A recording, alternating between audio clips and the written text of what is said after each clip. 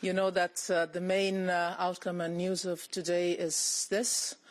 The letter that 23 member states addressed and signed to me today after 1 year and a couple of months of hard common work to notify their common intention to start a permanent structured cooperation. This is the first time that that provision of the Lisbon Treaty, that the Treaty of the European Union is used, so it's quite an historic day. European Commission, and some are saying it was done so in a slightly underhanded manner. Late on Friday evening, this what's called a Permanent Structured Cooperation or PESCO agreement was put forward. Some would say to avoid attention from both NATO and from the European Council. But ministers from proposed member states have started to arrive in Brussels. We're expecting them to be discussing this. But what does PESCO entail? Well, 20 countries are expected to sign up to it. We could see this agreement in place by the end of this year. It's designed, according to its architects, to improve security and also to deepen defence cooperation across the EU. It has been put forward as something of a military Schengen, if you will. It's supposed to allow military hardware and equipment to move across borders of member states without having to go through checkpoints, also to establish a crisis response unit and joint military training. Now, it does come on the back of a lot of discussions that have happened over the past few months about an EU army. In fact, talk of that stepped up following the United Kingdom's decision in 2016 that it wanted to leave the EU. They had been firmly against an EU army. But one particular EU leader that is very much in favour of an EU military is Emmanuel Macron. We are in need of profound changes. I propose to our counterparts to create a European army, and I open this initiative towards the French army and all militaries coming from all European countries voluntarily.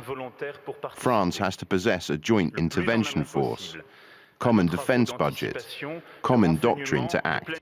So the French president on board with an EU army, but when it comes to this military Schengen agreement or PESCO, there may be a few wrinkles to iron out between two of the major architects. That's France, who want to see a smaller force that fits within France's current military objectives, and also want to see a force that would be able to intervene abroad, whereas Germany, well, they want to see a larger, more inclusive PESCO agreement, critics of which, though, say, well, it could become quite cumbersome and in fact, quite hamper the effectiveness if you allow too many people in. Well, foreign affairs ministers have started arriving in Brussels for talks on this. We're expecting them to sign something throughout Monday. I'll be keeping an eye on it. As soon as any news comes out of Brussels, of course, I'll be bringing it to you here on RT. All right, we'll wait for that, Peter, for now. Thanks. So, good idea or not, depends how you look at it, I guess.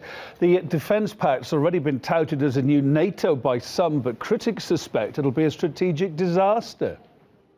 I think it's definitely another step in the wrong direction. Because, of course, there has been coordination among the elements of the European countries for defense purposes, but overall this has all taken place in the context of NATO.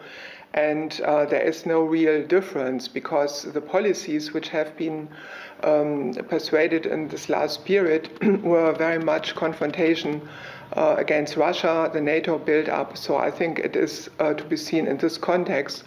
And definitely it's not something which should be seen as some kind of separate or whatever or anti-NATO. I would not directly see it as aggressive move, but of course I see it quite critical. First of all, Germany with its history should not be more than a defensive military structure, and with this Germany suddenly is also having the possibility to do actively some military action. I think it will help to play always the card good cop and bad cop. The good cop is then the European army and the bad cop is the NATO. So I think they will really work arm in arm.